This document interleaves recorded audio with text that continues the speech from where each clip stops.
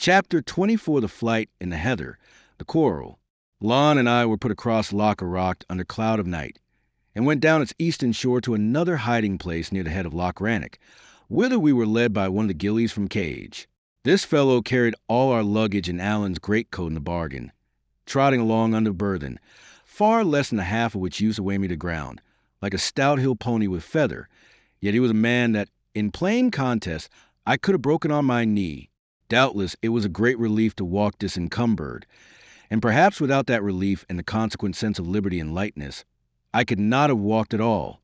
I was but new risen from a bed of sickness, and there was nothing in the state of our affairs to hearten me for much exertion, traveling, as we did, over the most dismal deserts in Scotland, under a cloudy heaven, and with divided hearts among the travelers. For long we said nothing, marching alongside or one behind the other, each with a set countenance. I, angry and proud, and drawing what strength I had from these two violent and sinful feelings. Alan angry and ashamed that he had lost my money, angry that I should take it so ill. The thought of the separation ran always the stronger in my mind. And the more I approved of it, the more ashamed I grew of my approval. It would be a fine, handsome, generous thing indeed for Alan to turn round and say to me, "Go, I am in the most danger, and my company only increases yours." But for me to turn to the friend who certainly loved me and say to him, "You are in great danger. I am in but little. Your friendship is a burden. Go, take your risks and bear your hardships alone." No, that was impossible, and even to think of it privily to myself made my cheeks to burn. And yet Alan had behaved like a child, and what is worse, a treacherous child, wheedling my money from me while I lay half-conscious was scarce better than theft. And yet here he was trudging by my side, without a penny to his name, and by what I could see, quite blithe to sponge upon the money he had driven me to beg. True, I was ready to share it with him, but it made me rage to see him count upon my readiness. These were the two things uppermost in my mind, and I could open my mouth upon neither without black ungenerosity. So I did the next worst, and said nothing, nor so much as looked once at my companion, save with the tail of my eye. At last, upon the other side of Loch Rock, going over a smooth, rushy place, where the walking was easy, he could bear it no longer, and came close to me. "David," says he, "this is no way for two friends to take a small accident. I have to say that I'm sorry, and so that's said, and now if you have anything, ye'd better say it." "Oh," says I have nothing." He seemed disconcerted, at which I was meanly pleased. "No," said he, with rather a trembling voice, "but when I say I was to blame, why, of course, you were to blame," said I coolly. "And you will bear me out that I have never reproached you." "Never," says he, "but ye ken very well that ye've done worse. Are we to part? Ye said so once before. Are ye to say it again? There's hills and heather enough between here and the two seas, David, and I will own I'm no very keen to stay where I'm no wanted." This pierced me like a sword, and seemed to lay bare my private disloyalty. "Alan Breck," I cried, and then, "do you think I am one to turn my back on you in your chief need? You durstn't say it to my face. My whole conduct's there to give the lie to it. It's true, I fell asleep upon the muir, but that was from weariness, and you do wrong to cast up to me, which is what I never did," said Alan. "But aside from that," I continued, "what have I done that you should even me to dogs by such a supposition? I never yet failed a friend, and it's not likely I'll begin with you. There are things between us that I can never forget, even if you can. I will only say this to ye, David," said Alan very quietly, "that I have long been owing ye my life, and now I owe ye money. Ye should try to make that burden light for me. This ought to have touched me, and in a manner it did, but the wrong manner. I felt I was behaving badly, and was now not only angry with Alan, but angry with myself in the bargain, and it made me the more cruel. You asked me to speak," said I. "Well, then I will. You own yourself that you have done me a disservice. I have had to swallow an affront. I have never approached you. I never named a thing till you did. And now you blame me," cried I, "because I canny laugh and sing as if I was glad to be affronted. The next thing will be that I'm to go down upon my knees and thank you for it. Ye should think more of others, Alan Breck. If ye thought more of others, you would perhaps speak less about yourself. And when a friend that likes you very well has passed over an offense without a word, you would be blithe to let it lie, instead of making it a stick to break his back with. By your own way of it, it was you that was to blame. Then it shouldn't be you to seek the quarrel. A wheel, said Alan. Say nay, mare. And we fell back into our former silence, and came to our journey's end and supped and lay down to sleep without another word. The gillie put us across Loch Rannoch in the dusk of the next day, and gave us his opinion as to our best route. This was to get us up at once into the tops of the mountains, to go round by a circuit, turning the heads of Glen Lyon, Glen Lochy, and Glen Dochart, and come down upon the lowlands by Kippen and the upper waters of the Forth. Alan was little pleased with a route which led us through the country of his blood foes, the Glenorchy Campbells. He objected that by turning to the east, we should come almost at once among the Athole Stewarts, a race of his own name and lineage, although following a different chief, and come besides by a far easier and swifter way to the place whither we were bound. But the gillie, who was indeed the chief man of Cluny's scouts, had good reasons to give him on all hands, naming the force of troops in every district, and alleging finally, as well as I could understand, that we should nowhere be so little troubled as in the country of the Campbells. Alan gave way at last, but with only half a heart. It's one of the dowiest countries in Scotland, said he. There's naething there that I ken but heath and crows and Campbells. But I see that ye're a man of some penetration, and be it as ye please. We set forth accordingly by this itinerary, and for the best part of 3 nights travelled on eerie mountains and among the well-heads of wild rivers, often buried in mist, almost continually blown and rained upon, and not once cheered by any glimpse of sunshine. By day, we lay and slept in the drenching heather. By night, incessantly clambered upon breakneck hills and among rude crags. We often wandered. We were often so involved in fog that we must lie quiet till it lightened. A fire was never to be thought of. Our only food was drammock and a portion of cold meat that we had carried from the cage. And as for drink, heaven knows we had no want of water. This was a dreadful time, rendered the more dreadful by the gloom of the weather and the country. I was never warm. My teeth chattered in my head. I was troubled with very sore throat, such as I had on the isle. I had a painful stitch in my side, which never left me. And when I slept in my wet bed with the rain beating above and the mud oozing below me, it was to live over again in fancy the worst part of my adventures, to see the tower shaws lit by lightning, ransom carried below on the men's backs, Chouan dying on the roundhouse floor, or Colin Campbell grasping at the bosom of his coat. From such broken slumbers, I would be aroused in the gloaming, to sit up in the same puddle where I had slept and sup cold drammock, the rain driving sharp in my face or running down my back in icy trickles, the mist enfolding us like as in a gloomy chamber, or, perhaps, if the wind blew, falling suddenly apart and showing us the gulf of some dark valley where the streams were crying aloud. The sound of an infinite number of rivers came up from all round. In this steady rain the springs of the mountain were broken up. Every glen gushed water like a cistern. Every stream was in high spate, and had filled and overflowed its channel. During our night tramps, it was solemn to hear the voice of them below in the valleys, now booming like thunder, now with an angry cry. I could well understand the story of the water kelpie, that demon of the streams, who is fabled to keep wailing and roaring at the ford until the coming of the doomed traveler. Alan, I saw, believed it or half believed it, and when the cry of the river rose more than usually sharp, I was a little surprised, though, of course, I would still be shocked, to see him cross himself in the manner of the Catholics. During all these horrid wanderings we had no familiarity, scarcely even that of speech. The truth is that I was sickening for my grave, which is my best excuse. But besides that I was of an unforgiving disposition from my birth, slow to take offense, slower to forget it, and now incensed both against my companion and myself. For the best part of 2 days he was unweariedly kind, silent indeed, but always ready to help, and always hoping, as I could very well see, that my displeasure would blow by.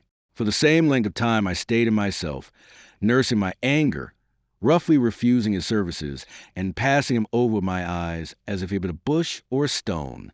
The second night, or rather the peep of the 3rd day, found us upon a very open hill, so that we could not follow our usual plan, and lie down immediately to eat and sleep. Before we had reached a place of shelter, the gray had come pretty clear, for though it still rained, the clouds ran higher, and Alan, looking in my face, showed some marks of concern. "Ye had better let me take your pack," said he, for perhaps the 9th time since we had parted from the scout beside Loch Rannoch. "I do very well, I thank you," said I, as cold as ice. Alan flushed darkly. "I'll not offer it again," he said. "I'm not a patient man, David." "I never said you were," said I, which was exactly the rude, silly speech of a boy of 10. Alan made no answer at the time, but his conduct answered for him. Henceforth, it is to be thought, he quite forgave himself for the affair at Clooney's. Cocked his hat again, walked jauntily, whistled airs, and looked at me upon one side with a provoking smile.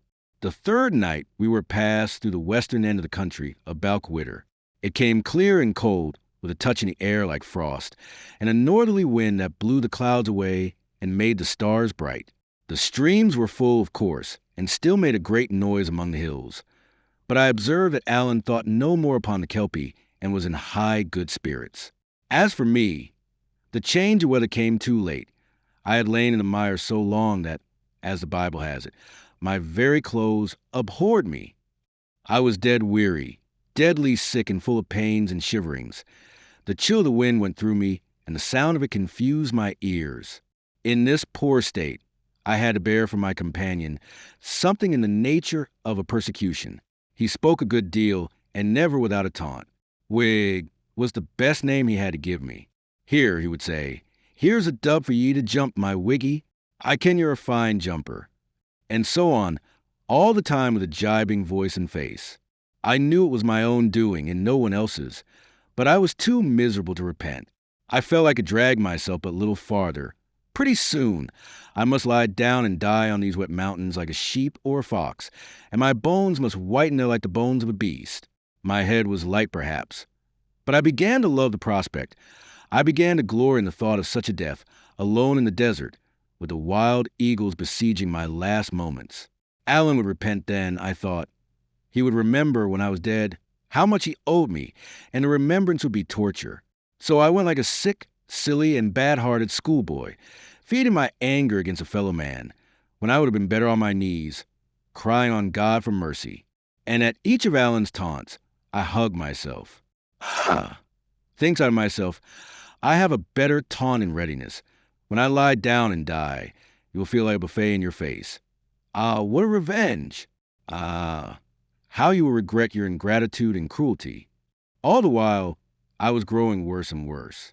Once I had fallen, my leg simply doubling under me, and this had struck Alan for the moment, but I was afoot so briskly and set off again with such a natural manner that he soon forgot the incident. Flushes of heat went over me, and then spasms of shuddering.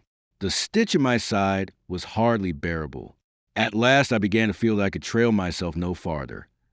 And with that, there came on me all at once the wish to have it out with Alan, let my anger blaze, and be done with my life in a more sudden manner. He had just called me Whig. I stopped.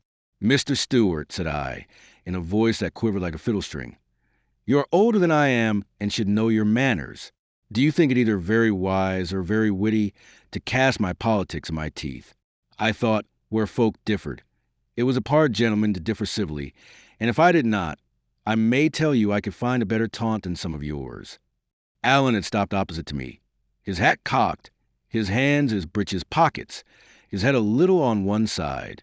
He listened, smiling evilly as I could see by the starlight, and when I had done, he began to whistle a Jacobite air. It was the air made in mockery of General Cope's defeat at Preston Pans. "Hey, Johnny Cope, are you walking yet? And are your drums beaten yet?" And it came in my mind that Alan, on the day of that battle, had been engaged upon the royal side. "Why do you take that air, Mr. Stewart?" said I. "Is that to remind me you've been beaten on both sides?" The air stopped on Alan's lips. "David," said he. "But it's time these manners ceased," I continued. "And I mean you shall henceforth speak civilly of my king and my good friends the Campbells." "I am a Stewart," began Alan. "Oh," says I ken ye bear a king's name. But you are to remember, since I have been in the Highlands, I have seen a good many of those that bear it. And the best I can say of them is this, that they would be none the worse of washing." "Do you know that you insult me?" said Alan, very low. "I am sorry for that," said I. for I am not done. And if you distaste the sermon, I doubt the pearly will please you as little. You have been chased in the field by the grown men of my party. It seems a poor kind of pleasure to outface a boy. Both the Campbells and the Whigs have beaten you. You have run before them like a hare.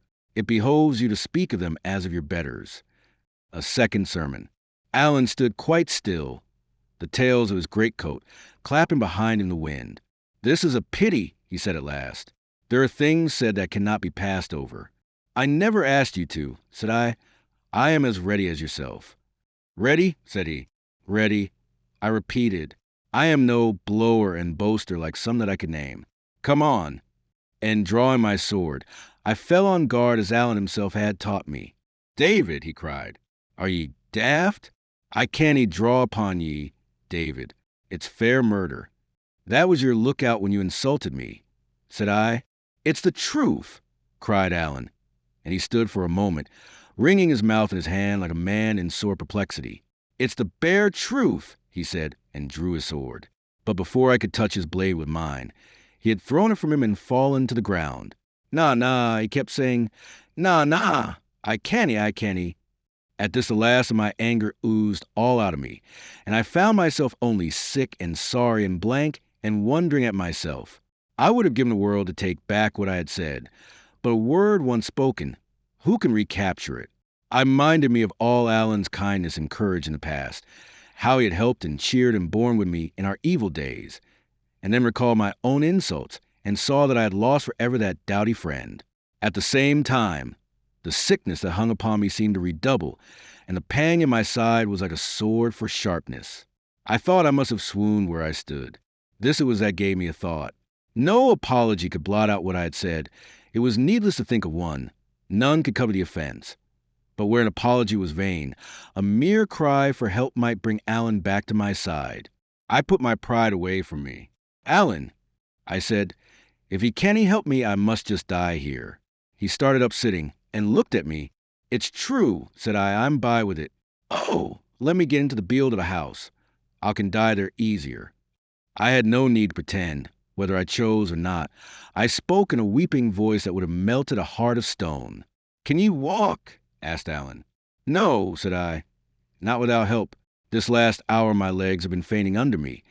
I've a stitch in my side like a red-hot iron. I can't breathe right. If I die, you can forgive me, Alan. In my heart, I liked ye fine, even when I was the angriest. Wheesht, cried Alan. Dinna say that. David, man, ye ken. He shut his mouth upon a sob.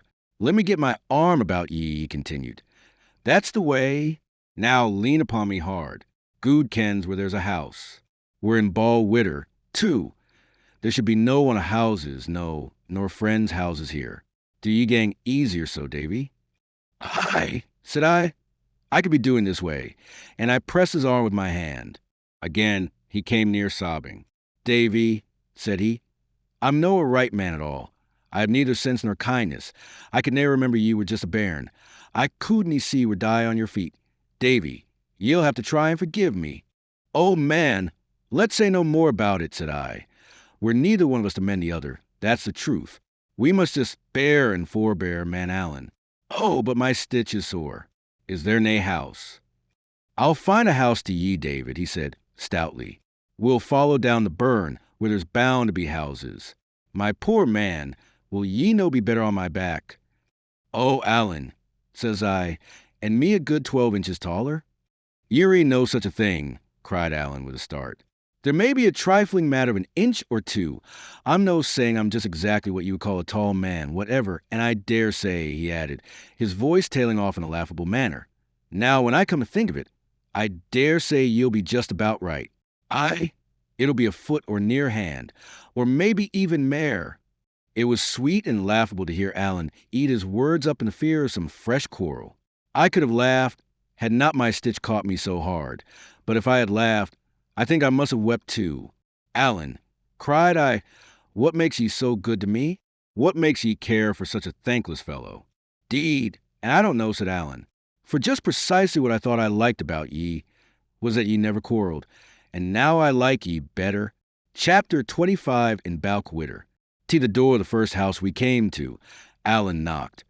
which was a no very safe enterprise in such a part of the Highlands as the Braes of Balquhidder. No great clan held rule there. It was filled and disputed by small septs and broken remnants and what they called chiefless folk, driven into the wild country about the springs of Forth and Teeth by the advance of the Campbells. Here were Stewarts and MacLarens, which came to the same thing, for the MacLarens followed Alan's chief in war and made but one clan with Appin. Here, too, were many of that old, prescribed, nameless, red-handed clan of the MacGregors. They had always been ill-considered and now worse than ever, having credit with no side or party in the whole country of Scotland. Their chief, MacGregor, was in exile.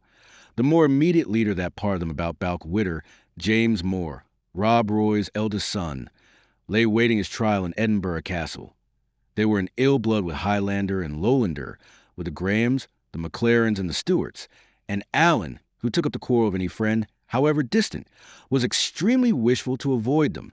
Chance served us very well, for it was a household of MacLarens that we found, where Alan was not only welcome for his name's sake, but known by reputation. Here then I was out of bed without delay, and a doctor fetched, who found me in a sorry plight. But whether because he was a very good doctor, or I a very young, strong man, I lay bedridden for no more than a week, and before a month I was able to take the road again with a good heart. All this time Alan would not leave me, though I often press him, and indeed his foolhardiness in staying was a common subject of outcry with the 2 or 3 friends that were let into the secret. He hid by day in a hole of the braes under a little wood, and at night, when the coast was clear, would come into the house to visit me. I need not say if I was pleased to see him. Mrs. MacLaren, our hostess, thought nothing good enough for such a guest, and as Duncan Deitchew, which was the name of our host, had a pair of pipes in his house, and was much of a lover of music, this time my recovery was quite a festival, and we commonly turned night into day. The soldiers let us be, although one a party of 2 companies, and some dragoons went by in the bottom of the valley, where I could see them through the window as I lay in bed. What was much more astonishing, no magistrate came near me, and there was no question put whence I came or whither I was going, and in that time of excitement, I was as free of all inquiry as though I had lain in a desert. Yet my presence was known before I left to all the people in Balquhidder and the adjacent parts. Many come about the house on visits, and these, after the custom of the country, spreading the news among their neighbors. The bills, too, had now been printed. There was one pinned near the foot of my bed, where I could read my own not very flattering portrait and, in larger characters, the amount of the blood money that had been set upon my life. Duncan Deitchew and the rest that knew that I had come there in Alan's company could have entertained no doubt of who I was, and many others must have had their guess. For though I had changed my clothes, I could not change my age or person, and Lowland boys of 18 were not so rife in these parts of the world, and above all about that time, that they could fail to put one thing with another and connect me with the bill. So it was at least other folk keep a secret among 2 or 3 near friends, and somehow it leaks out. But among these clansmen, it is told to a whole countryside, and they will keep it for a century.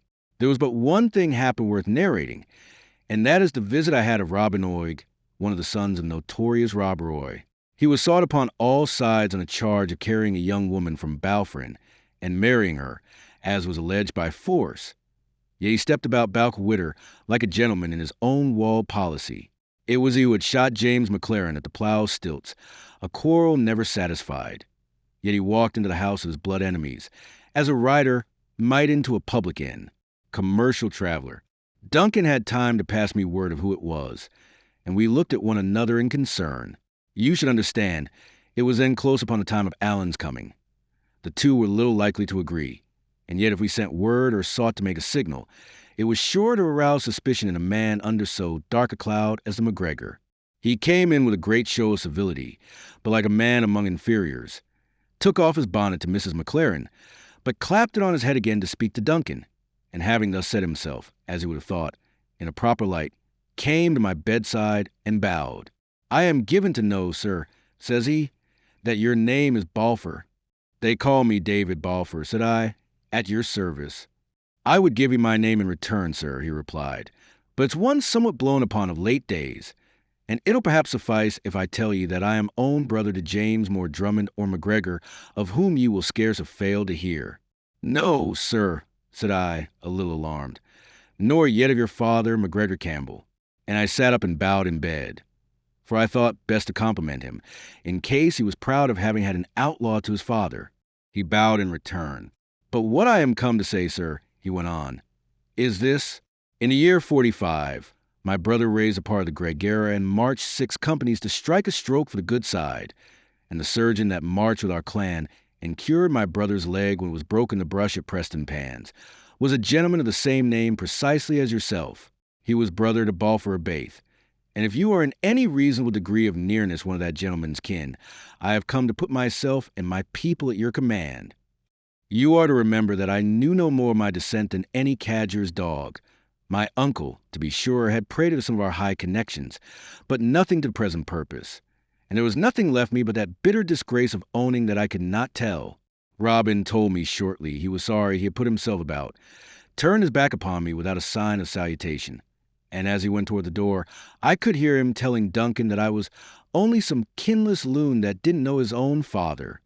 Angry as I was at these words, and ashamed of my own ignorance, I could scarce keep from smiling that a man who was under the lash of the law, and was indeed hanged some 3 years later, should be so nice as to the descent of his acquaintances. Just in the door, he met Alan coming in, and the two drew back and looked at each other like strange dogs. They were neither of them big men, but they seemed fairly to swell out with pride. Each wore a sword, and by a movement of his haunch, thrust clear the hilt of it, so that it might be the more readily grasped and the blade drawn. "Mr. Stewart, I am thinking," says Robin. "Troth, Mr. MacGregor, it's not a name to be ashamed of," answered Alan. "I did not know you were in my country, sir," says Robin. "It sticks in my mind that I am in the country of my friends the MacLarens," says Alan. "That's a kittle point," returned the other. "There may be 2 words to say to that, but I think I will have heard that you are a man of your sword. Unless you were born deaf, Mr. MacGregor, you will have heard a good deal more than that," says Alan. "I am not the only man that can draw, steel, and appin, and when my kinsman and Captain Ardshiel had a talk with a gentleman of your name, not so many years back, I could never hear that the MacGregor had the best of it." "Do you mean my father, sir?" says Robin. "Well, I wouldn't wonder," said Alan. "The gentleman I have in my mind had the ill taste to clap Campbell to his name." "My father was an old man," returned Robin. "The match was unequal. You and me would make a better pair, sir." "I was thinking that," said Alan. "I was half out of bed, and Duncan had been hanging at the elbow of these fighting cocks, ready to intervene upon the least occasion. But when that word was uttered, it was a case of now or never, and Duncan, with something of a white face to be sure, thrust himself between. "Gentlemen," said he, "I will have been thinking of a very different matter, whatever. Here are my pipes, and here are you 2 gentlemen who are baith acclaimed pipers. It's an all dispute which one of ye is the best. Here will be a broad chance to settle it." "Why, sir," said Alan, still addressing Robin, from whom indeed he had not so much as shifted his eyes, nor yet Robin from him. "Why, sir," says Alan, "I think I will have heard some stuff of the sort. Have ye music, as folks say? Are ye a bit of a piper?" "Rumour. I can pipe like a mackerman," cries Robin. "And that is a very bold word," quoth Alan. "I have made bolder words good before now," returned Robin, "and that against better adversaries." "It is easy to try that," says Alan. Duncan Dhu made haste to bring out the pair of pipes that was his principal possession, and set before his guests a mutton ham and a bottle of that drink which they call at-hole-bros, and which is made of old whiskey, strained honey, and sweet cream, slowly beaten together in the right order and proportion. The 2 enemies were still on the very breach of quarrel, but down they sat, one upon each side of the peat fire, with a mighty show of politeness. MacLaren pressed him to taste his mutton ham and the wife's brose, reminding them the wife was out of at-hole and had a name far and wide for her skill in that confection. But Robin put aside these hospitalities as bad for the breath. "I would have ye to remark, sir," said Alan, "that I haven't eat broken bread for near upon 10 hours, which will be worse of breath than any brose in Scotland." "I will take no advantages, Mr. Stewart," replied Robin. "Eat and drink. I'll follow you." Each ate a small portion of the ham, and drank a glass of the brose to Mrs. MacLaren, and then after a great number of civilities, Robin took the pipes and played a little spring in a very ranting manner. "Aye, ye can blow," said Alan, and taking the instrument from his rival, he first played the same spring in a manner identical with Robin's, and then wandered into variations, which, as he went on, he decorated with a perfect flight of grace notes, such as pipers love and call the warblers. I had been pleased with Robin's playing Alan's Ravish Me. "That's no very bad, Mr. Stewart," said the rival, "but you show a poor device in your warblers." "Me!" cried Alan, the blood starting to his face. "I give you the lie." "Do ye own yourself beaten at the pipes, then," said Robin, "that ye seek to change them for the sword?" "And that's very well said, Mr. McGregor," returned Alan. "And in the meantime," laying a strong accent on the word, "I take back the lie. I appeal to Duncan." "Indeed, ye need appeal to naebody," said Robin. "Ye're a far better judge than any McLaren in Balquhidder. For to God's truth that you're a very creditable piper for a steward. Hand me the pipes." Alan did as he asked, and Robin proceeded to imitate and correct some part of Alan's variations, which it seemed that he remembered perfectly. "Ye have music," said Alan gloomily. "And now be the judge yourself, Mr. Stewart," said Robin, and taking up the variations from the beginning, he worked them throughout to so new a purpose, with such ingenuity and sentiment, and with so odd a fancy and so quick a knack in the grace notes, that I was amazed to hear him. As for Alan, his face grew dark and hot, and he sat and gnawed his fingers, like a man under some deep affront. "Enough," he cried. "Ye can blow the pipes. Make the most of that." And he made as if to rise. But Robin only held out his hand, as if to ask for silence, and struck into the slow measure of a pibroch. It was a fine piece of music in itself, and nobly played, but it seems, besides, it was a piece peculiar to the Appin Stewarts and a chief favorite with Alan. The first notes were scarce out, before there came a change in his face. When the time quickened, he seemed to grow restless in his seat, and long before that piece was at an end, the last signs of his anger died from him, and he had no thought but for the music. "Robin Oig," he said when it was done, "ye are a great piper. I am not fit to blow in the same kingdom with ye. Body of me, ye have mair music in your sporran than I have in my head. And though it still sticks in my mind that I could maybe show ye another of it with the cold steel, I warn ye beforehand, it'll no be fair. It would go against my heart to haggle a man that can blow the pipes as you can." Thereupon that quarrel was made up. All night long the bros was going, the pipes changing hands. And the day had come pretty bright, and the three men were none the better for what they had been taking, before Robin as much as thought upon the road. Chapter 26, end of the flight. We passed the 4th. He month, as I have said, was not yet out, but was already far through August and beautiful warm weather, with every sign of an early and great harvest, when I was pronounced able for my journey. Our money was now run to so low an ebb that we must think first of all on speed. For if we came not soon to Mr. Rankiller's, or if when we came there he should fail to help me, we must surely starve. In Alan's view, besides, the hunt must have now greatly slackened, and the line of the 4th and even Stirling Bridge, which is the main pass over that river, would be watched with little interest. "It's a chief principle in military affairs," said he, "to go where ye are least expected. Forth is our trouble. Ye ken the saying, forth bridles the wild Highlandman. Well, if we seek to creep round about the head of that river and come down by Kippen or Balfour, it's just precisely there that they'll be looking to lay hands on us. But if we stave on straight to the Albrig of Stirling, I'll lay my sword they let us pass unchallenged." The first night, accordingly, we pushed the house of a McLaren in Strathire, a friend of Duncan's, where we slept the 21st of the month, and whence we set forth again about the fall of night to make another easy stage. The 22nd we lay in a heather bush on a hillside in Yumbar, within view of a herd of deer, the happiest 10 hours of sleep in a fine, breathing sunshine and on bone-dry ground that I have ever tasted.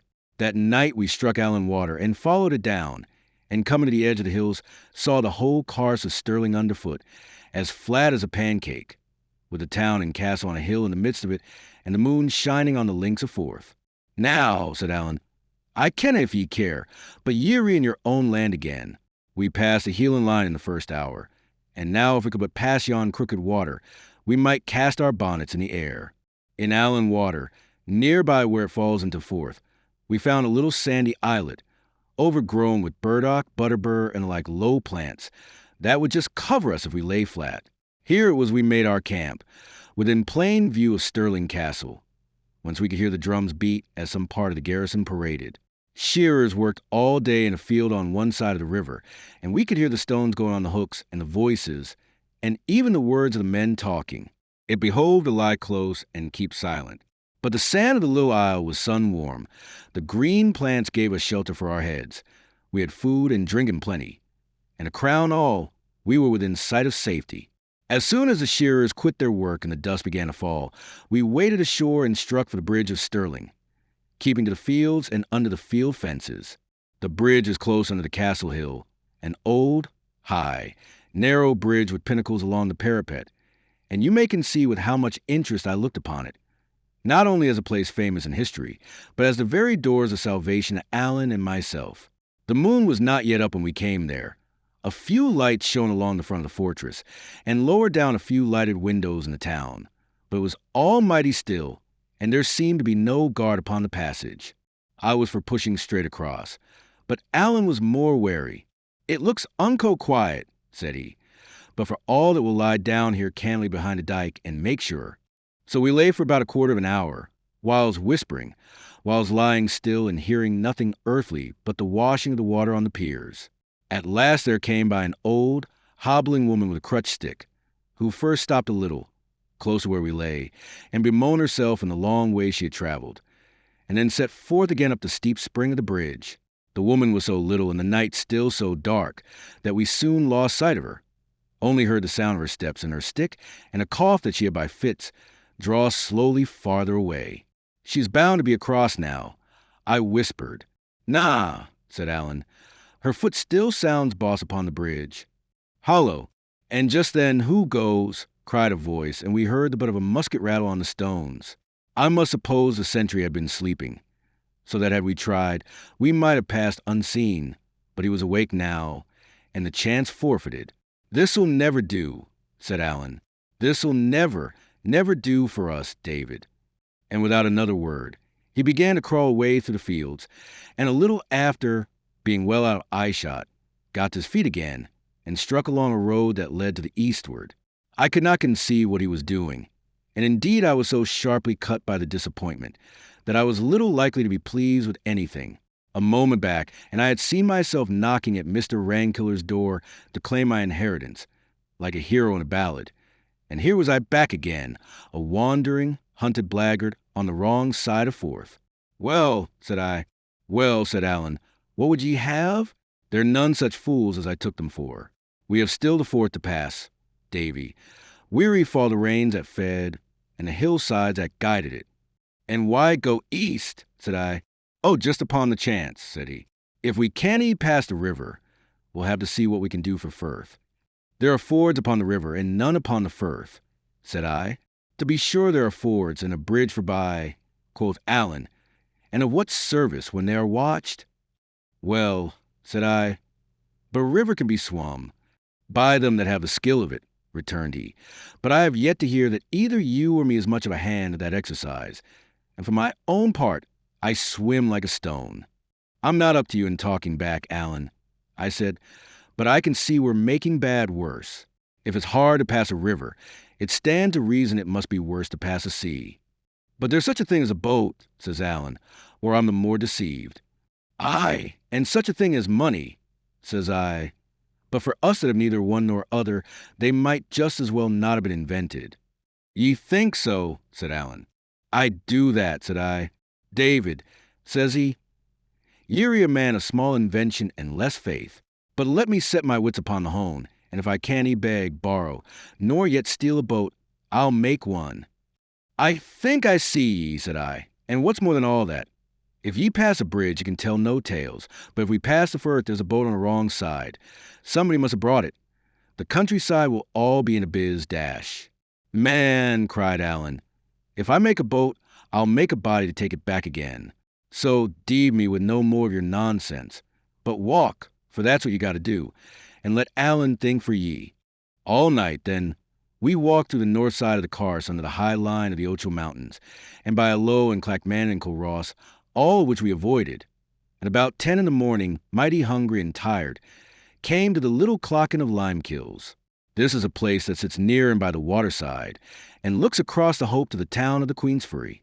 Smoke went up from both of these, and from other villages and farms upon all hands. The fields were being reaped. 2 ships lay anchored, and boats were coming and going on the Hope. It was altogether a right pleasant sight to me, and I could not take my fill of gazing at these comfortable, green, cultivated hills and the busy people both of the field and sea. For all that, there was Mr. Rankiller's house on the south shore, where I had no doubt wealth awaited me.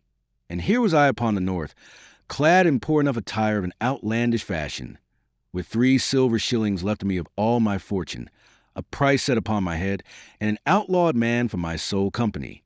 "Oh, Alan," said I, "to think of it. Over there's all that heart could want waiting me. And the birds go over, and the boats go over, all that please can go. But just me only. Oh, man, but it's a heartbreak." In Limekilns we entered a small change house, which we only knew to be a public by the wand over the door, and bought some bread and cheese from a good-looking lass that was a servant. This we carried with us in a bundle, meaning to sit and eat it in a bush of wood on the seashore, that we saw some third part a mile in front. As we went, I kept looking across the water and sighing to myself, and though I took no heed of it, Alan had fallen into a muse. At last he stopped in the way. "Did ye take heed of the lass we bought this of?" says he, tapping on the bread and cheese. "To be sure," said I, "and a bonny lass she was." "Ye thought that?" cries he. "Man, David, that's good news." "In the name of all that's wonderful, why so?" says I. "What good can that do?" "Well," said Alan, with one of his droll looks, "I was rather in hopes it would maybe get us that boat." "If it were the other way about, it would be liker it," said I. "That's all that you can, ye see," said Alan. "I don't want the lass to fall in love with ye. I want her to be sorry for ye, David, to which end there is no manner of need that she should take you for a beauty. Let me see," looking me curiously over. "I wish ye were weething paler. But apart from that, ye'll do fine for my purpose. Ye have a fine hang-dog, rag and tatter, clap-macaw kind of a look to ye, as if ye had stolen a coat from a potato bogle. Come, right about, and back to the change house for that boat of ours." I followed him, laughing. "David Balfour," said he, "ye're a very funny gentleman by your way of it, and this is a very funny employ for ye, no doubt. For all that, if ye have any affection for my neck, to say nothing of your own, you will perhaps be kind enough to take this matter responsibly. I am going to do a bit of play acting, the bottom ground of which is just exactly as serious as the gallows for pair of us. So bear it, if ye please, in mind, and conduct yourself according." "Well, well," said I, "have it as you will." As we got near the Clocken, he made me take his arm and hang upon it, like one almost helpless with weariness. And by the time he pushed open the change-house door, he seemed to be half carrying me. The maid appeared surprised, as well she might be, at our speedy return, but Alan had no words to spare for her in explanation, helped me to a chair, called for a tass of brandy with which he fed me in little sips, and then breaking up the bread and cheese, helped me to eat it like a nursery lass, the whole with that grave, concerned, affectionate countenance that might have imposed upon a judge. It was small wonder the maid were taken with the picture we presented of a poor, sick, overwrought lad and his most tender comrade. She drew quite near, and stood leaning with her back on the next table. "What's like wrong with him?" said she at last. Alan turned upon her, to my great wonder, with a kind of fury. "Wrong!" cries he. "He's walked more hundreds of miles than his hairs upon his chin, and slept oftener in wet heather than dry sheets." "Wrong!" quoth she. "Wrong enough, I would think." "Wrong indeed." And he kept grumbling to himself as he fed me, like a man ill-pleased. "He's young for the like of that," said the maid. "Our young," said Alan, with his back to her. "He would be better riding," says she. "And where could I get a horse to him?" cried Alan, turning on her with the same appearance of fury. "Would ye have me steal?" I thought this roughness would have sent her off in dudgeon, as indeed it closed her mouth for time. But my companion knew very well what he was doing, and for as simple as he was in some things of life, had a great fund of roguishness in such affairs as these. "Ye needn't tell me," she said at last. "Ye're gentry."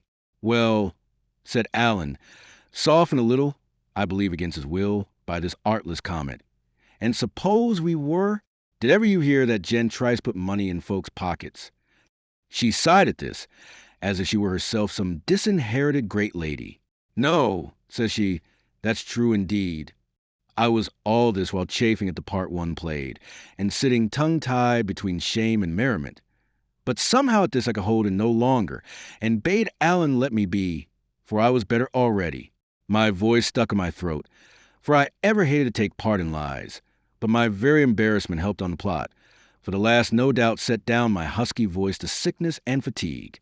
"Has he nae friends?" said she in a tearful voice. "That has he so," cried Alan, "if we could but win to them.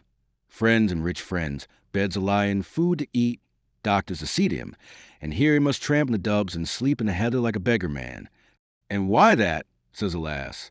"My dear," said Alan, "I can't very safely say, but I'll tell you what I'll do instead," says he.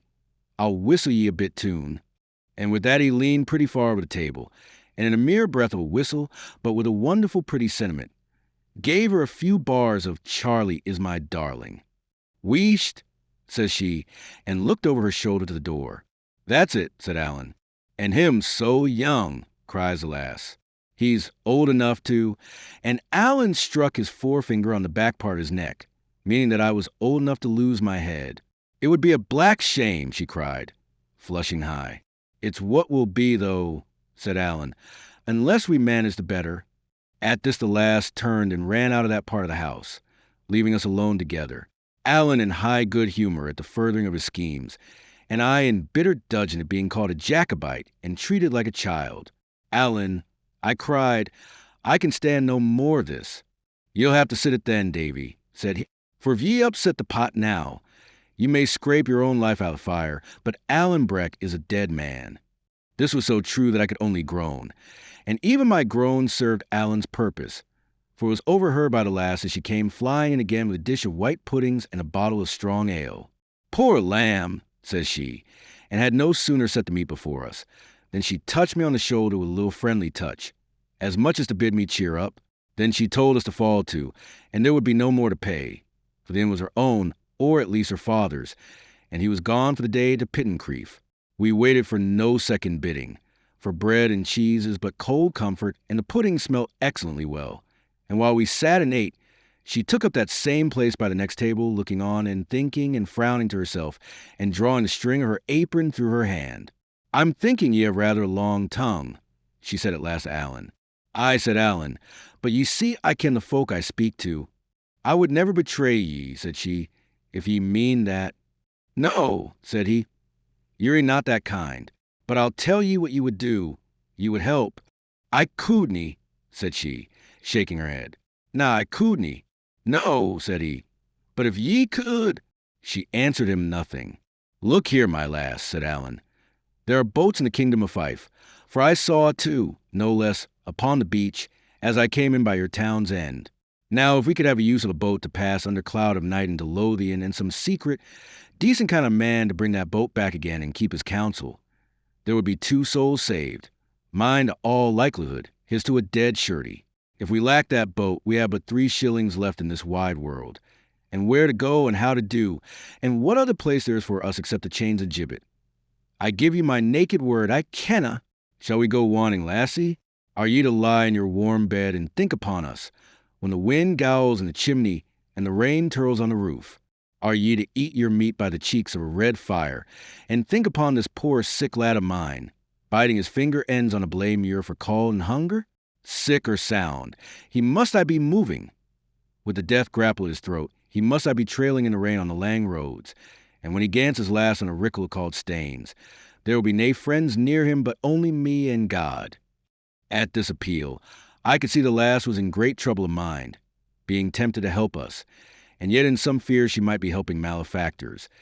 And so now I determined to step in myself and to allay her scruples with a portion of the truth. "Did ever you hear," said I, "of Mr. Rankeeler the fairy?" "Rankeeler the writer?" said she. "I dore say that." "Well," said I, "it's to his door that I'm bound. So you may judge by that if I am an ill-doer, and I will tell you more, that though I am indeed by a dreadful error in some peril of my life, King George is no truer friend in all Scotland than myself." Her face cleared up mightily at this, although Alan's darkened. "That's more than I would ask," said she. Mr. Rankeeler is a Kent man, and she bade us finish our meat, get clear the clockin as soon as might be, and lie close in the bitwood on the sea beach. And ye can trust me, says she, I'll find some means to put you over. At this we waited for no more, but shook hands with her upon the bargain, made short work of the puddings, and set forth again from Limekills as far as to the wood. It was a small piece of perhaps a score of elders and hawthorns and a few young ashes, not thick enough to veil us from passers-by upon the road or beach. Here we must lie, however, making the best of the brave warm weather and the good hopes we now had of a deliverance, and planning more particularly what remained for us to do. We had but one trouble all day, when a strolling piper came and sat in the same wood with us, a red-nosed, bleary, drunken dog, with a great bottle of whiskey in his pocket, and a long story of wrongs had been done him by all sorts of persons, from the Lord President of the Court of Session, who had denied him justice, down to the bailies of Inverkeithing, who had given him more of it than he desired. It was impossible but he should conceive some suspicion of two men lying all day concealed in a thicket, and having no business to allege. As long as he stayed there, he kept us in hot water with prying questions. And after he was gone, as he was a man not very likely to hold his tongue, we were in the greater impatience to be gone ourselves. The day came to an end with the same brightness. The night fell quiet and clear. Lights came out in houses and hamlets, and then, one after another, began to be put out. But it was past 11, and we were long since strangely tortured with anxieties, before we heard the grinding of oars upon the rowing pins. At that, we looked out and saw the lass herself coming rowing to us in a boat. She had trusted no one with our affairs, not even her sweetheart, if she had one. But as soon as her father was asleep, had left the house by a window, stolen a neighbor's boat, and come to our assistance single-handed. I was abashed how to find expression for my thanks, but she was no less abashed at the thought of hearing them, begged us to lose no time and to hold our peace, saying very properly that the heart of our matter was in haste and silence. And so, what with one thing and another, she had set us on a Lothian shore not far from Carridon, had shaken hands with us, and was out again at sea and rowing for Limekills, before there was one word said either of her service or our gratitude. Even after she was gone, we had nothing to say, as indeed nothing was enough for such a kindness. Only Alan stood a grate while upon the shore, shaking his head. "It is a very fine lass," he said at last. "David, it is a very fine lass."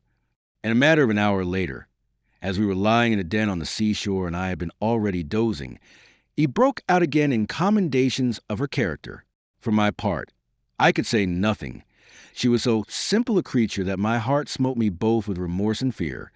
Remorse because we had traded upon her ignorance, and fear lest we should have any way involve her in the dangers of our situation. Chapter 27, I come to Mr. Rankeeler.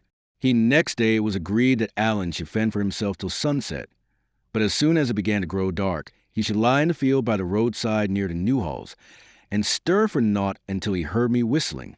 At first I proposed I should give him for a signal the bonny house of Airlie, which was a favourite of mine, but he objected that as the piece was very commonly known, any ploughman might whistle by accident, and taught me instead a little fragment of a Highland air, which has run in my head from that day to this, and will likely run in my head when I lie dying.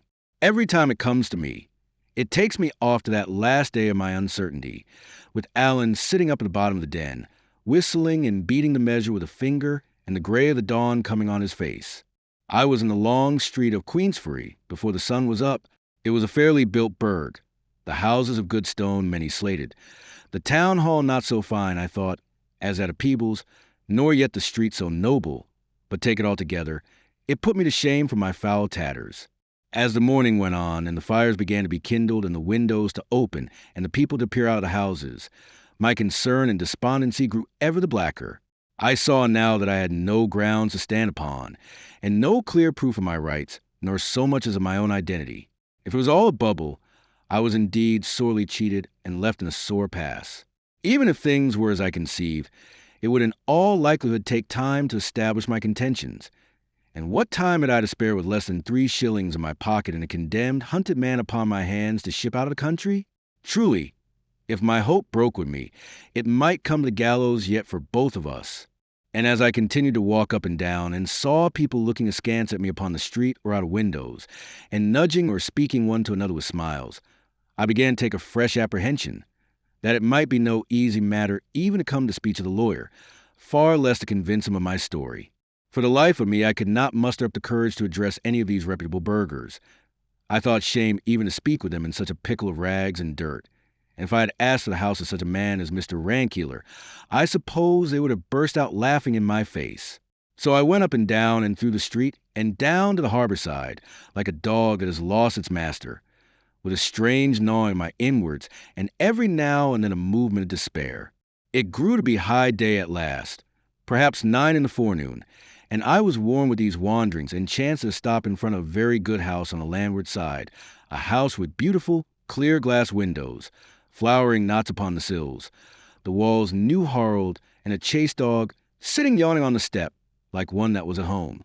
Well, I was even envying this dumb brute, when the door fell open and there issued forth a shrewd, ruddy, kindly, consequential man in a well-powdered wig and spectacles.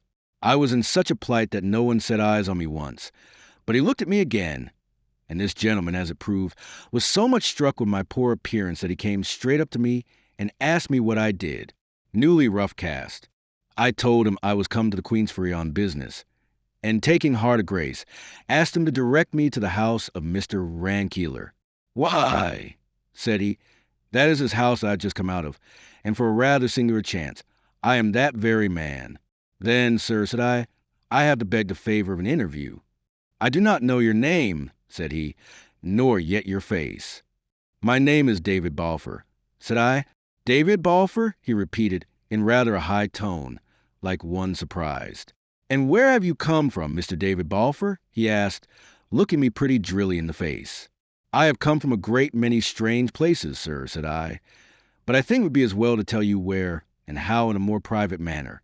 He seemed to muse a while, holding his lip in his hand, and looking now at me and now upon the causeway of the street. "Yes," says he, "that will be the best, no doubt."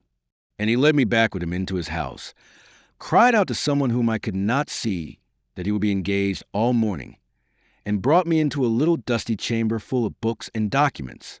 Here he sate down and bade me be seated, though I thought he looked a little ruefully from his clean chair to my muddy rags.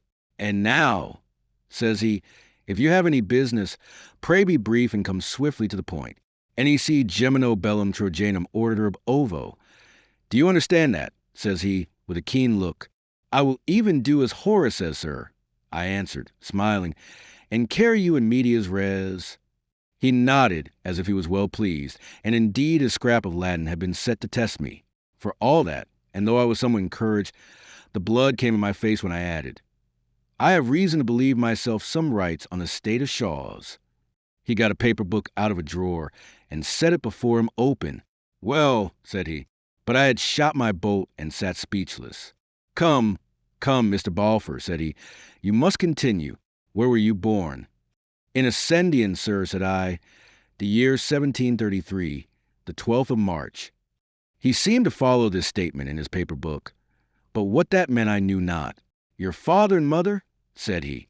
"My father was Alexander Balfour, schoolmaster of that place," said I, "and my mother Grace Petero. I think her people were from Angus." "Have you any papers proving your identity?" asked Mr. Rankeeler. "No, sir," said I, "but they are in the hands of Mr. Campbell, the minister, and could be readily produced. Mr. Campbell, too, would give me his word, and for that matter I do not think my uncle would deny me." "Meaning Mr. Ebenezer Balfour?" says he. "The same," said I. "Whom you have seen?" he asked. "By whom I was received into his own house," I answered. "Did you ever meet a man of the name of Hosea's son?" asked Mr. Rankeeler. "I did so, sir, for my sins," said I, "for it was by his means and procurement of my uncle that I was kidnapped within sight of this town, carried to sea, suffered shipwreck and 100 other hardships, and stand before you today in this poor accoutrement." "You say you were shipwrecked," said Rankeeler. "Where was that?" "Off the south end of the Isle of Mull," said I. "The name of the isle on which I was cast up is the island Earaid." "Ah," says he, smiling, "you are deeper than me in the geography, but so far, I may tell you, this agrees pretty exactly with other informations that I hold. But you say you were kidnapped. In what sense?" "In the plain meaning of the word, sir," said I. I was on my way to your house when I was trepanned on board a brig, cruelly struck down, thrown below, and knew no more of anything till we were far at sea. I was destined for plantations, a fate that, in God's providence, I have escaped. The brig was lost on June the 27th, says he, looking in his book, and we are now at August the 24th. Here is a considerable hiatus, Mr. Balfour, of near upon 2 months. It has already caused a vast amount of trouble to your friends, and I own I shall not be very well contented until it is set right. Indeed, sir, said I, these months are very easily filled up, but yet before I told my story, I would be glad to know that I was talking to a friend. This is to argue in a circle, said the lawyer. I cannot be convinced till I have heard you. I cannot be your friend till I am properly informed. If you were more trustful, it would better befit your time of life. And you know, Mr. Balfour, we have a proverb in the country that evildoers are our evil dreaders. You are not to forget, sir, said I, that I have already suffered by my trustfulness, and was shipped off to be a slave by the very man that, if I rightly understand, is your employer. All this while I have been gaining ground with Mr. Rankeeler, and in proportion as I gained ground, gaining confidence. But at this sally, which I made with something of a smile myself, he fairly laughed aloud. No, no, said he, it is not so bad as that. Fui non sum. I was indeed your uncle's man of business. But while you, imberbes juvenis custo remoto, were gallivanting in the West, a good deal of water has run under the bridges. And if your ears did not sing, it was not for lack of being talked about. On the very day of your sea disaster, Mr. Campbell stalked into my office, demanding you from all the winds. I had never heard of your existence, but I had known your father, and from matters of my competence, to be touched upon hereafter, I was disposed to fear the worst. Mr. Ebenezer admitted having seen you, declared, what seemed improbable, that he had given you considerable sums, and that you had started for the continent of Europe, intending to fulfill your education, which was probable and praiseworthy. Interrogated how you had come to send no word to Mr. Campbell. He deponed that you had expressed a great desire to break with your past life. Further interrogated where you now were, protested ignorance, but believed you were enlightened. That is a close sum of his replies. I am not exactly sure that anyone believed him, continued Mr. Rankeeler with a smile. And in particular, he so much disrelished me expressions of mine that, in a word, he showed me to the door. We were then at a full stand. For whatever shrewd suspicions we might entertain, we had no shadow of probation. In the very article, comes Captain Hosea's son with the story of your drowning, whereupon all fell through, with no consequences but concern to Mr. Campbell, injury to my pocket, and another blot upon your uncle's character, which could very ill afford it. And now, Mr. Balfour, said he, you understand the whole process of these matters, and can judge for yourself to what extent I may be trusted. Indeed, he was more pedantic than I can represent him, and placed more scraps of Latin in his speech, but it was all uttered with a fine geniality of eye and manner, which went far to conquer my distrust. Moreover, I could see he now treated me as if I was myself beyond a doubt, so that first point of my identity seemed fully granted. Sir, said I, if I tell you my story, I must commit a friend's life to your discretion. Pass me your word, it shall be sacred. And for what touches myself, I will ask no better guarantee than just your face. He passed me his word very seriously.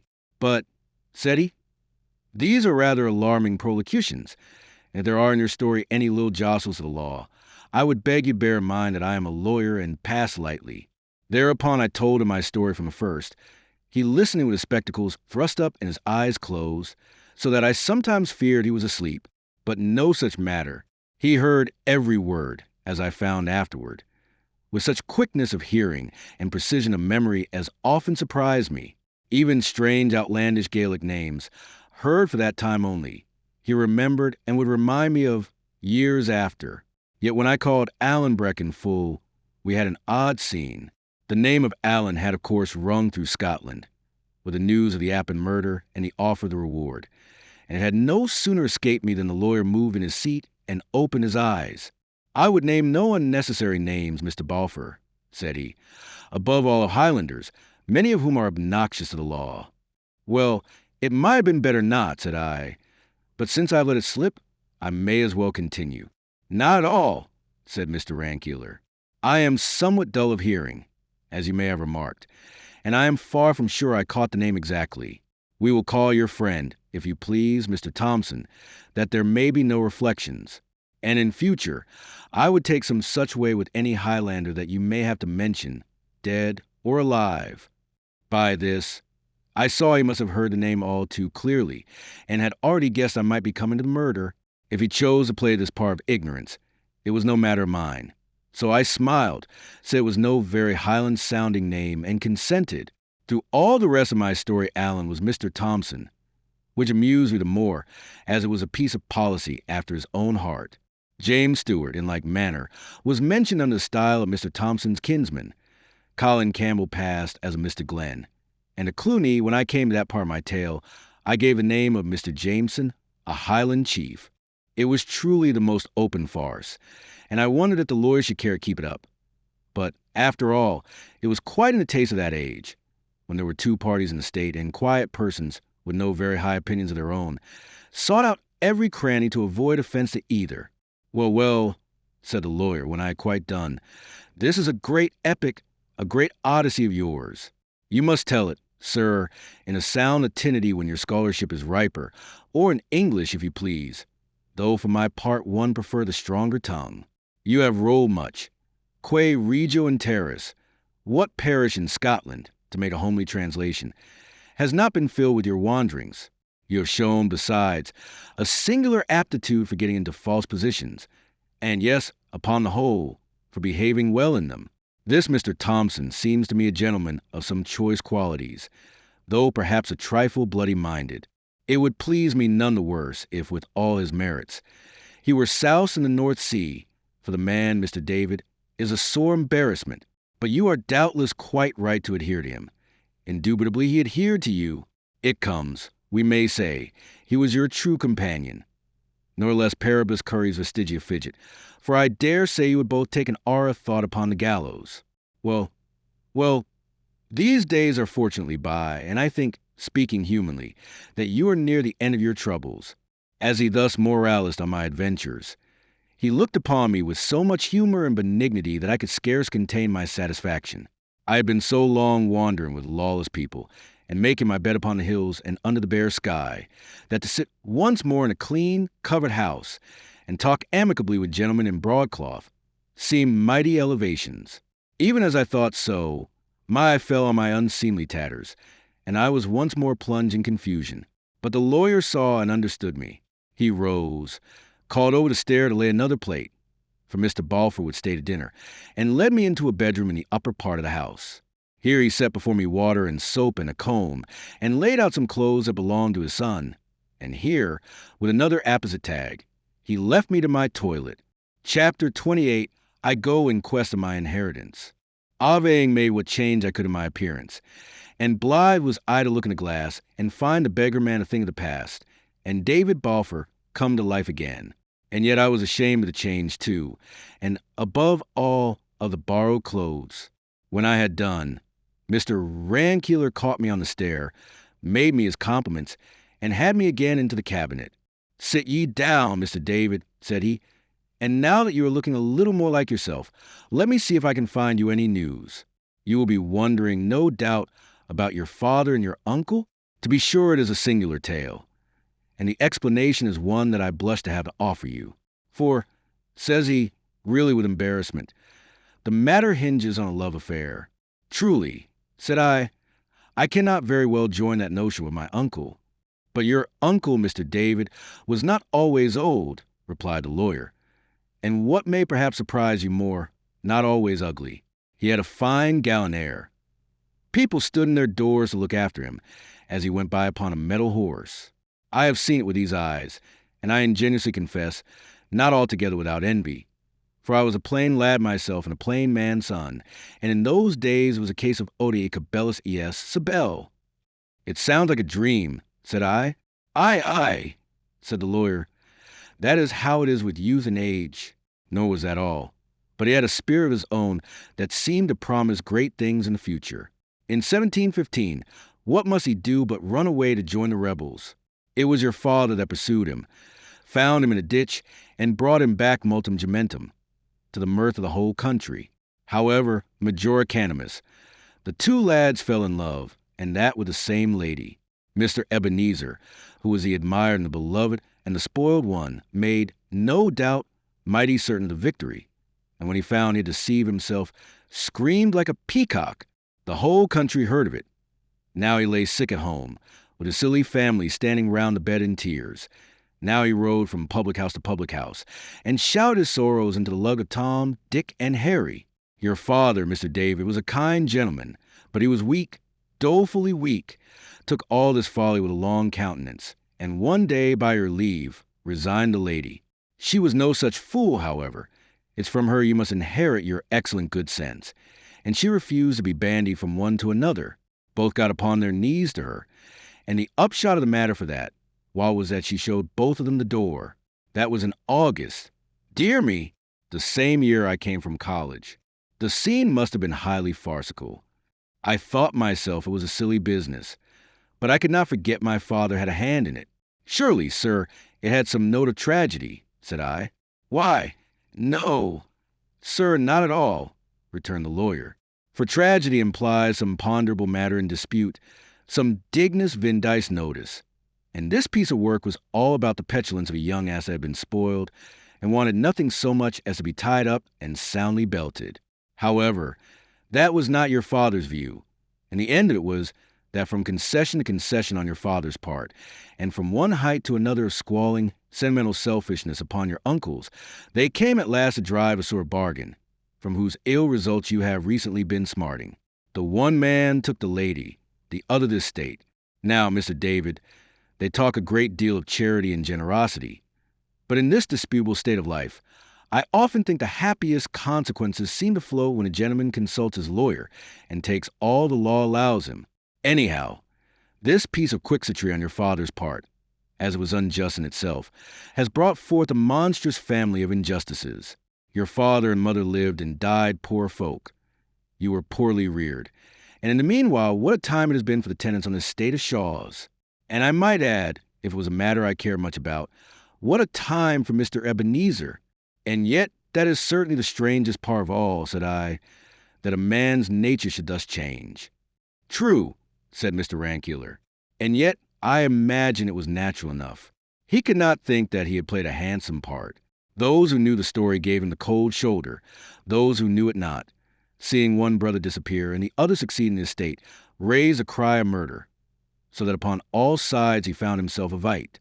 Money was all he got by his bargain. Well, he came to think the more of money. He was selfish when he was young. He is selfish now that he is old. And the latter end of all these pretty manners and fine feelings you have seen for yourself. Well, sir, said I, and in all this, what is my position? The estate is yours beyond a doubt, replied the lawyer. It matters nothing what your father signed. You are the heir of entail. But your uncle is a man to fight the indefensible, and it would be likely your identity that he would call in question. A lawsuit is always expensive, and a family lawsuit always scandalous. Besides which, if any of your doings with your friend Mr. Thompson were to come out, we might find that we had burned our fingers. The kidnapping, to be sure, would be a court card upon our side, if we could only prove it. But it may be difficult to prove, and my advice upon the whole is to make a very easy bargain with your uncle, perhaps even leaving him at Shaw's where he has taken root for a quarter of a century, and contenting yourself in the meanwhile with a fair provision. I told him I was very willing to be easy, and that to carry family concerns before the public was a step from which I was naturally much averse. In the meantime, thinking to myself, I began to see the outlines of that scheme on which we afterwards acted. The great affair, I asked, is to bring home to him the kidnapping? Surely, said Mr. Rankeeler, and if possible out of court. For mark you here, Mr. David, we could no doubt find some men of the covenant who would swear to your reclusion, but once they were in the box, we could no longer check their testimony, and somewhere your friend Mr. Thompson must certainly crop out, which, from what you have let fall, I cannot think to be desirable. Well, sir, said I, here's my way of it, and I opened my plot to him. But this would seem to involve my meeting the man Thompson, says he, when I had done. I think so, indeed, sir, said I. Dear doctor, cries he, rubbing his brow. Dear doctor, no, Mr. David, I am afraid your scheme is inadmissible. I say nothing against your friend, Mr. Thompson. I know nothing against him, and if I did, mark this, Mr. David, it would be my duty to lay hands on him. Now I put it to you, is it wise to meet? He may have matters to his charge. He may not have told you all. His name may not be even Thompson, cries the lawyer, twinkling. For some of these fellows will pick up names by the roadside as another would gather haws. You must be the judge, sir, said I. But it was clear my plan had taken hold upon his fancy, for he kept musing to himself till we were called to dinner and the company of Mrs. Rankeeler, and that lady had scarce left us again to ourselves and a bottle of wine, ere he was back harping on my proposal. When and where was I to meet my friend Mr. Thompson? Was I sure of Mr. T.'s discretion? Suppose we could catch the old fox tripping, would I consent to such and such a term of an agreement?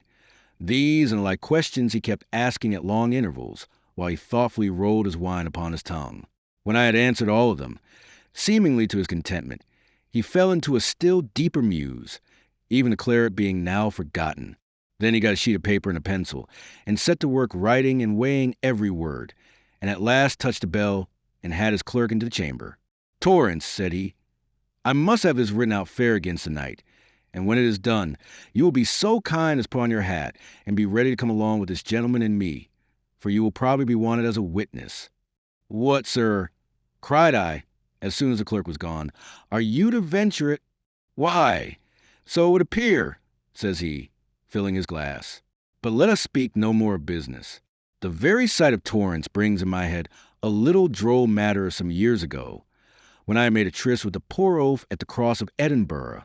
Each had gone his proper errand, and when it came 4 o'clock, Torrance had been taking a glass and did not know his master, and I, who had forgot my spectacles, was so blind without them, that I give you my word I did not know my own clerk. And thereupon he laughed heartily. I said it was an odd chance, and smiled out of politeness. But what held me all the afternoon in wonder, he kept returning and dwelling on this story, and telling it again with fresh details and laughter, so that I began at last to be quite put out of countenance and feel ashamed for my friend's folly. Toward the time I had appointed with Alan, we set out from the house, Mr. Rankeeler and I arm in arm, and Torrance following behind with a deed in his pocket and a covered basket in his hand. All through the town, the lawyer was bowing right and left, and continually being buttonholed by gentlemen on matters of burgh or private business, and I could see he was one greatly looked up to in the county. At last we were clear of the houses, and began to go along the side of the haven, and toward the Hawes Inn and the Ferry Pier, the scene of my misfortune. I could not look upon the place without emotion, recalling how many that had been there with me that day were now no more, ransom taken, I could hope from evil come, Schwan Pass where I dared not follow him, and the poor souls that had gone down with the brig in her last plunge. All these and the brig herself I had outlived, and come through these hardships and fearful perils without scath.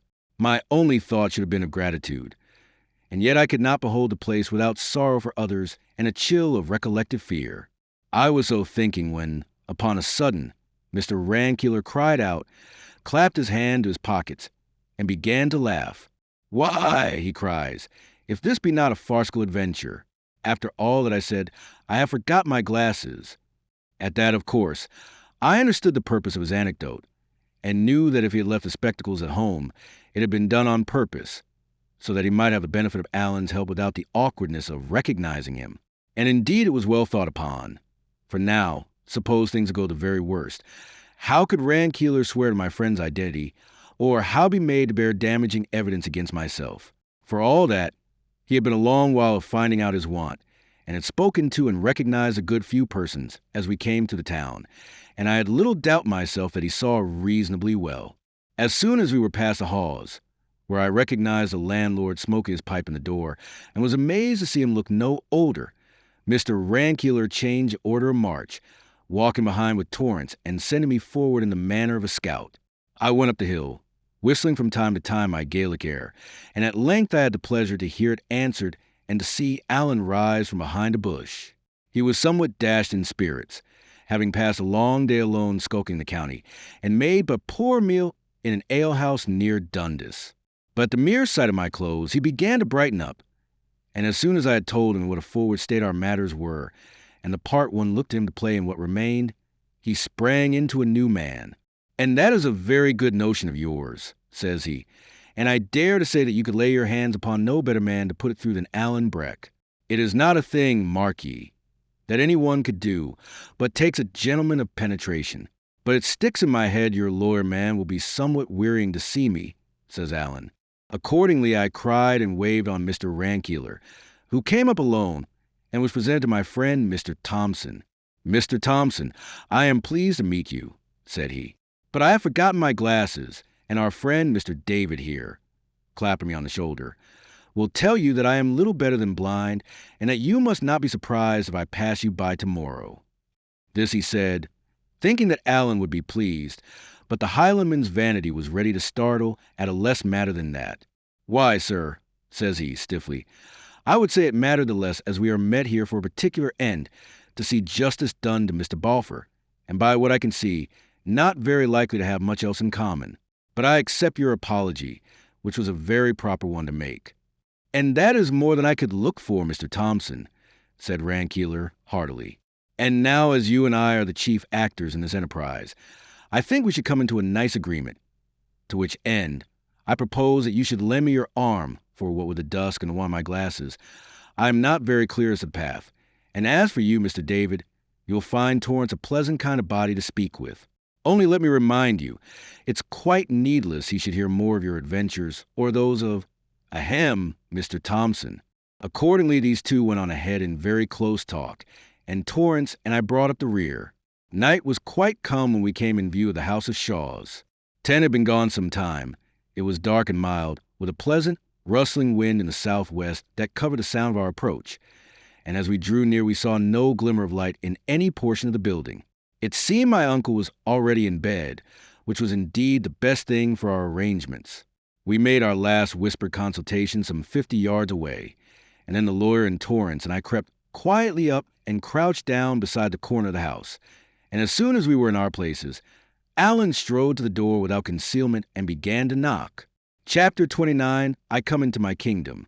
Or sometime Alan volleyed upon the door, and his knocking only roused the echoes of the house and neighborhood.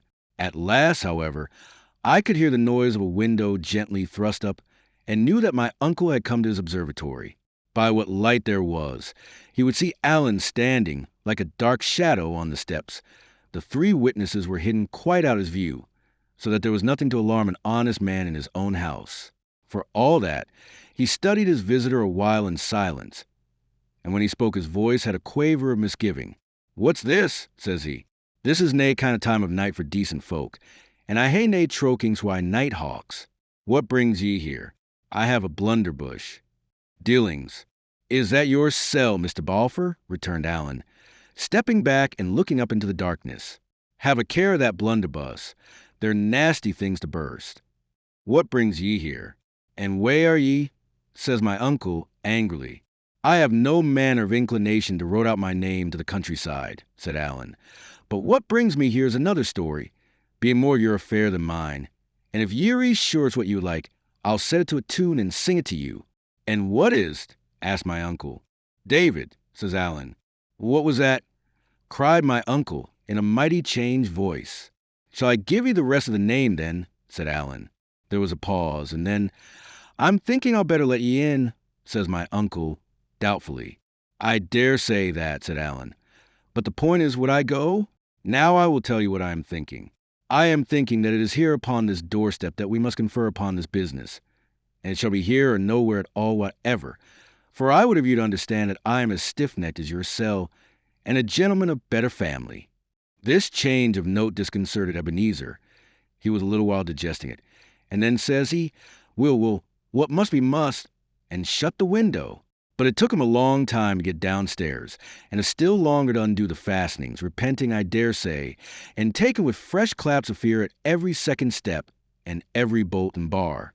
At last, however, we heard the creak of the hinges, and it seems my uncle slipped gingerly out and, seeing that Alan had stepped back a pace or two, sate him down on the top doorstep with the blunderbuss ready in his hands. "And now," says he, "mind I have my blunderbush, and if you take a step nearer, you're as good as dade." "And a very civil speech," says Alan, to be sure. "Nah," says my uncle, But this is no a very shanty kind of proceeding, and I'm bound to be prepared. And now that we understand each other, you can name your business. Why, says Alan, you that are a man of so much understanding will doubtless perceive that I am a Hieland gentleman. My name has nae business in my story, but the county of my friends is no very far from the Isle of Mull, of which ye will have heard. It seems there was a ship lost in those parts, and the next day a gentleman of my family was seeking wreckwood for his fire along the sands, when he came upon a lad that was half drowned. Well, he brought him to, and he and some other gentlemen took and clapped him in an auld, ruined castle, where from that day to this he has been a great expense to my friends. My friends are we wild-like, and not so particular about the law as some that I could name. And finding that the lad owned some decent folk, and was your born nephew, Mr. Balfour, they asked me to give ye a bit call and confer upon the matter. And I may tell ye at the off-go, unless we can agree upon some terms, ye are little likely to set eyes upon him. For my friends, added Alan simply, are no very well off. My uncle cleared his throat. I'm no very caring, says he. He wasn't a good lad at the best of it, and I've nae call to interfere. Aye, said Alan, I see what you would be at, pretending ye don't care, to make the ransom smaller. Nah, said my uncle, it's the mere truth. I take nae manner of interest in the lad, and I'll pay nae ransom, and ye can make a kirk and a mill of him for what I care. Hoot, sir, says Alan. Blood's thicker than water, in the deal's name. Ye canny desert your brother's son for the fair shame of it. And if ye did, and it came to be kent, ye wouldn't be very popular in your countryside, or I'm the more deceived. I'm no just very popular the way it is, returned Ebenezer, and I dinna see how it would come to be kent. No by me, one way, nor yet by you or your friends. So that's idle talk, my bucky, says he. Then it'll have to be David that tells it, said Alan. How that? Says my uncle, sharply. Oh, just this way, says Alan. My friends would doubtless keep your nephew as long as there was any likelihood of siller to be made of it, but if there was none, I am clearly of opinion they would let him gang where he pleased, and be damned to him. Aye, but I'm no very caring about that either, said my uncle. I wouldn't be muckle made up with that. I was thinking that, said Alan. And what for why? Asked Ebenezer. Why, Mr. Balfour, replied Alan. By all that I could hear, there were two ways of it. Either you liked David and would pay to get him back, or else ye had very good reasons for not wanting him, and would pay for us to keep him. It seems it's not the first. Well, then it's the second, and blithe am I to ken it, for it should be a pretty penny in my pocket and the pocket of my friends. I dinna follow ye there, said my uncle. No, said Alan. Well, see here, you dinna want a lad back. Well, what do you want done with him, and how much will ye pay? My uncle made no answer, but shifted uneasily on his seat. Come, sir, cried Alan. I would have you to ken that I am a gentleman. I bear a king's name. I am nae rider to kick my shanks at your hall door. Either give me an answer in civility and that out of hand, or by the top of Glencoe, I will ram 3 feet of iron through your vitals. Man, cried my uncle, scrambling to his feet, give me a nit. What's like wrong with ye? I'm just a plain man and a dancing master, and I'm trying to be as civil as it's morally possible. As for that wild talk, it's fair disreputable. Vitals, says you? And where would I be with my blunderbush? He snarled. Powder in your auld hands are but as a snail to the swallow against the bright steel in the hands of Alan, said the other. Before your jottering finger could find the trigger, the hilt would dirl on your breastbane. Man, ways denying it, said my uncle. Pit it as ye please. Hate your own way. I'll do naething to cross ye. Just tell me what like ye'll be wanting, and ye'll see that we can agree fine. Troth, sir, said Alan, I ask for nothing but plain dealing. In 2 words, do you want a lad killed or kept? Oh, sirs, cried Ebenezer. Oh, sirs, me, that's no kind of language. Killed or kept, repeated Alan. Oh, keep it, wailed my uncle. We'll have nae bloodshed, if you please. Well, says Alan, as ye please, that'll be the dearer. The dearer, cries Ebenezer. Would ye file your hands why crime? Hoot, said Alan, they're baith crime, whatever, and the killing's easier and quicker and surer. Keeping the lad'll be a fascist job, a fascist kittle business. Troublesome. I'll have him keep it, though, returned my uncle. I never had naething to do with a nithing morally wrong, and I'm no gone to begin to pleasure a wild Highlandman. You read unco scrupulous, sneered Alan. I'm a man o' principle, said Ebenezer, simply, and if I have to pay for it, I'll have to pay for it. And besides, says he, ye forget the lad's my brother's son. Well, said Alan, and now about the price. It's no very easy for me to set a name upon it. I would first have to ken some small matters. I would have to ken, for instance, what ye gave Hosea's son at the first off-go. Hosea's son, cries my uncle, struck aback. What for? For kidnapping David, says Alan. It's a black lee, cried my uncle. He was never kidnapped. He lead in his throat, that told ye that. Kidnapped? He never was. That's no fault of mine nor yet of yours, said Alan. Nor yet of Hoseason's. It is a man that can be trusted. What do ye mean? Cried Ebenezer. Did Hosea's son tell ye? Why, ye darned old runt, how else would I ken? Cried Alan. Hosea's son and me are partners. We gang shares, so ye can see for yourself what good ye can do leeing. And I must plainly say ye drove a fool's bargain when ye let a man like to sail a man so far forward in your private matters. But that's past praying for, and ye must lie on your bed the way ye made it. And the point in hand is just this. What did ye pay him? Has he told ye him so? Asked my uncle. That's my concern, said Alan. Will, said my uncle, I didn't care what he said, he lead, and the solemn God's truth is this, that I gave him £20. But I'll be perfect honest with ye. For by that he was to have the selling of the lad in Caroliny. Wilk would be as muckle mair, but no for my pocket, ye see. Thank you, Mr. Thompson. That will do excellently well, said the lawyer, stepping forward, and then mighty civilly, Good evening, Mr. Balfour, said he. And good evening, Uncle Ebenezer, said I. And it's a braw nick, Mr. Balfour, added Torrance. Never a word said my uncle, neither black nor white, but just sat where he was on the top doorstep and stared upon us like a man turned to stone. Alan filched away his blunderbuss, and the lawyer, taking him by the arm, plucked him up from the doorstep, led him into the kitchen, whither we all followed, and set him down in a chair beside the hearth, where the fire was out and only a rushlight burning. There we all looked upon him for a while, exulting greatly in our success, but yet with a sort of pity for the man's shame. Come, Mr. Ebenezer, said the lawyer. You must not be downhearted, for I promise you we shall make easy terms. In the meanwhile, give us the cellar key, and Torrance shall draw us a bottle of your father's wine and honor the event.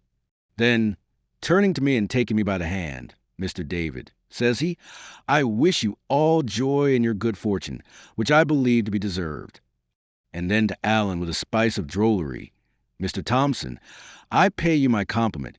It was most artfully conducted, but in one point you somewhat outran my comprehension. Do I understand your name to be James, or Charles, or is it George, perhaps? And why should it be any of the three, sir? Quoth Alan, drawing himself up like one who smelled an offense. Only, sir, that you mention a king's name, replied Rankeeler. And as there has never yet been a King Thompson, or his fame at least has never come my way, I judge you must refer to that you had in baptism. This was just a stab that Alan would feel keenest, and I am free to confess he took it very ill. Not a word would he answer, but stepped off the far end of the kitchen and sat down and sulked, and it was not till I stepped after him and gave him my hand, and thanked him by title as the chief spring of my success, that he began to smile a bit, and was at last prevailed upon to join our party. By that time we had the fire lighted and a bottle of wine uncorked. A good supper came out of the basket, to which Torrance and I and Alan set ourselves down, while the lawyer and my uncle passed into the next chamber to consult. They stayed there closeted about an hour, at the end of which period they had come to a good understanding, and my uncle and I set our hands to the agreement in a formal manner. By the terms of this, my uncle bound himself to satisfy Rankeeler as to his intermissions, and to pay me 2 clear thirds of the yearly income of Shaw's. So the beggar and the ballad had come home, and when I lay down that night on the kitchen chest, I was a man of means and had a name in the country. Alan and Torrance and Rankeeler slept and snored on their hard beds. But for me, who had lain out under heaven and upon dirt and stones so many days and nights, and often with an empty belly and in fear of death, this good change in my case unmanned me more than any of the former evil ones, and I lay till dawn, looking to fire on the roof and planning the future. Chapter 30 Goodbye. Oh, far as I was concerned myself, I had come to port, but I had still Alan, to whom I was so much beholden, on my hands, and I felt besides a heavy charge in the matter of the murder and James of the Glens. On both these heads I unbosomed to Rankeeler the next morning, walking to and fro about 6 o'clock before the house of Shaw's, and with nothing in view but the fields and woods that had been my ancestors' and were now mine. Even as I spoke on these grave subjects, my eye would take a glad bit of a run over the prospect, and my heart jumped with pride. About my clear duty to my friend, the lawyer had no doubt. I must help him out of the county at whatever risk. But in the case of James, he was of a different mind. Mr. Thompson, says he, is one thing, Mr. Thompson's kinsman quite another. I know little of the facts, but I gather that a great noble, whom we will call, if you like, the Dive, has some concern and is even supposed to feel some animosity in the matter. The Dive is doubtless an excellent nobleman, but Mr. David, timeo conociere Deos. If you interfere to balk his vengeance, you should remember there is one way to shut your testimony out, and that is to put you in the dock. There, you would be in the same pickle as Mr. Thompson's kinsman. You will object that you are innocent. Well, but so is he, and to be tried for your life before a Highland jury, on a Highland quarrel, and with a Highland judge upon the bench, would be a brief transition to the gallows. The Duke of Argyll. Now I had made all these reasonings before and found no very good reply to them. So I put on all the simplicity I could. In that case, sir, said I would just have to be hanged, would I not? My dear boy, cries he, go in God's name and do what you think is right. It is a poor thought that at my time of life I should be advising you to choose the safe and shameful, and I take it back with an apology. Go and do your duty, and be hanged if you must, like a gentleman. There are worse things in the world than to be hanged. Not many, sir, said I, smiling. Why, yes, sir, he cried, very many, and it would be 10 times better for your uncle to go no farther afield, if he were dangling decently upon a gibbet. Thereupon he turned into the house, still in a great fervor of mind, so that I saw I pleased him heartily, and there he wrote me 2 letters, making his comments on them as he wrote. This, says he, is to my bankers, the British Linen Company, placing a credit to your name. Consult Mr. Thompson, he will know of ways, and you with this credit can supply the means. I trust you will be a good husband of your money, but in the affair of a friend like Mr. Thompson, I would be even prodigal. Then for his kinsman, there is no better way than that you should seek the advocate, tell him your tale, and offer testimony. Whether he may take it or not is quite another matter, and will turn on the D of A. Now, that you may reach the Lord Advocate well recommended, I give you here a letter to a namesake of your own, the learned Mr. Balfour of Pilrig, a man whom I esteem. It will look better that you should be presented by one of your own name, and the Laird of Pilrig is much looked up to in the faculty, and stands well with Lord Advocate Grant. I would not trouble him, if I were you, with any particulars. And do you know? I think it would be needless to refer to Mr. Thompson. Form yourself upon the Laird. He is a good model. When you deal with the advocate, be discreet, and in all these matters may the Lord guide you, Mr. David. Thereupon he took his farewell, and set out with Torrance for the ferry, while Alan and I turned our faces for the city of Edinburgh. As we went by the footpath and beside the gateposts and the unfinished lodge, we kept looking back at the house of my fathers. It stood there, bare and great and smokeless, like a place not lived in. Only one of the top windows, there was a peak of a nightcap bobbing up and down and back and forward, like the head of a rabbit from a burrow. I had little welcome when I came and less kindness while I stayed, but at least I was watched as I went away. Alan and I went slowly forward upon our way, having little heart either to walk or speak. The same thought was uppermost in both, that we were near the time of our parting. In remembrance of all the bygone days sate upon us sorely. We talked indeed of what should be done, and it was resolved that Alan should keep to the county, biding now here and now there, but coming once in a day to a particular place where I might be able to communicate with him either in my own person or by messenger. In the meanwhile, I was to seek out a lawyer, who was an Appin steward, and a man therefore to be wholly trusted, and it should be his part to find a ship and to arrange for Alan's safe embarkation. No sooner was this business done than the word seemed to leave us, and though I would seek to jest with Alan under the name of Mr. Thompson, and he with me on my new clothes and my estate, you could feel very well that we were nearer tears and laughter. We came the byway over the hill of Christorfen, and when we got near the place called Rest and Be Thankful, and looked down on Christorfen bogs and over to the city and the castle on the hill, we both stopped, for we both knew without a word said that we had come to where our ways parted. Here he repeated to me once again what had been agreed upon between us: the address of the lawyer, the daily hour at which Alan might be found, and the signals that were to be made by any that came seeking him. Then I gave what money I had, a guinea or two of rankillers, so that he should not starve in the meanwhile, and then we stood a space and looked over at Edinburgh in silence. "Well, good-bye," said Alan, and held out his left hand.